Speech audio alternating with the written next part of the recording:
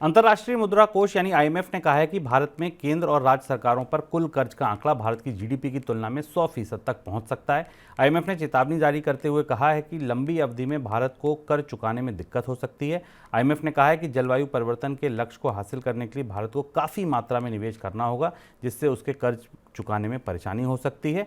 इस साल सितंबर तक भारत पर कुल 205 लाख करोड़ रुपए तक का कर्ज हो चुका है। सर, किन वजहों से ये आशंका जाहिर कर रहा है आईएमएफ? ये बेहद महत्वपूर्ण और जरूरी खबर है भारत के लिए, और इस खबर के बहुत सारे आयाम हैं जिन जिन आयामों को समझना जरूरी है। रिजर्व बैंक ने ये आईएमएफ ने करीब करीब एक साल पहले भी इस बात का संकेत दिया था कि भारत में सरकारों का कर्ज, जो पूरे सरकारी सिस्टम का कर्ज है, वो तेजी से बढ़ रहा है। और ये बात केंद्र सरकार के कर्ज की है। 205 लाख करोड़ रुपए का कर्ज है, यानी जीडीपी के बराबर कर्ज हो चुका है। अगर आप मार्च का आंकड़ा लें तो 15 साढ़े 15 लाख करोड़ रुपए का कर्ज केंद्र सरकार का है, और राज्य सरकारों का कर्ज भी जीडीपी का करीब 28% था मार्च के आंकड़े में, और केंद्र सरकार का कर्ज करीब 57 से 58% था।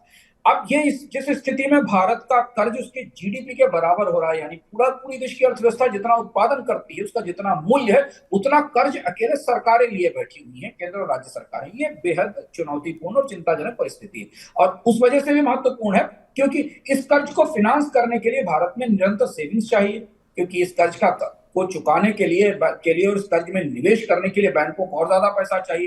राज्य सरकारें और केंद्र सरकारों की वित्तीय स्थिति बेहद चुनौतीपूर्ण है। अब यहाँ वो आंकड़ा देखिए जिस पर हमने कल चर्चा की थी कि 60,000 करोड़ रुपए सरकार एनपीएस के लिए राज्यों को और बोरिंग करने की इजाजत देने जा रही है।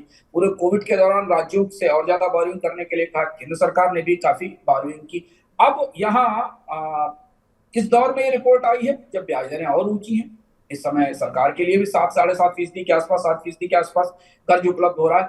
ये एक चुनौतीपूर्ण परिस्थिति है, और इसका असर हमें अंतरराष्ट्रीय स्तर पर भारत की सॉवरेन रेटिंग पर और साख पर जरूर दिखाई देगा, क्योंकि जब आईएमएफ कह रहा है कि भारत में जीडीपी के जितना उत्पादन है उतना ही कर्ज हो रहा है, और भारत में जीडीपी की तुलना में फाइनेंशियल सेविंग्स तो काफी कम है, 15-16% से नीचे हैं, तो भारत के बॉन्ड जब अंतरराष्ट्रीय बाजार में लिस्टिंग करने जाएंगे, जिन पे ट्रेडिंग अगले साल शुरू होगी, तो इस रोशनी में पढ़े जाएंगे। जो हमने अपने पिछले कार्यक्रमों में विस्तार से बताया भी था, लंबी चर्चा में भी हमने बताया था कि इस रोशनी में पढ़े जाएंगे कि भारत की सरकार पर कितना कर्ज है।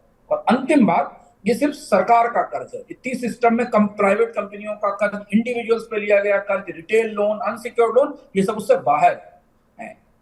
अगर पूरे वित्तीय सिस्टम का कर्ज देखें तो वो पहले ही शुरू जीडीपी से बड़ा हो चुका है के अनुपात में, अगर प्राइवेट क्रेडिट को भी इसमें शामिल करते हैं।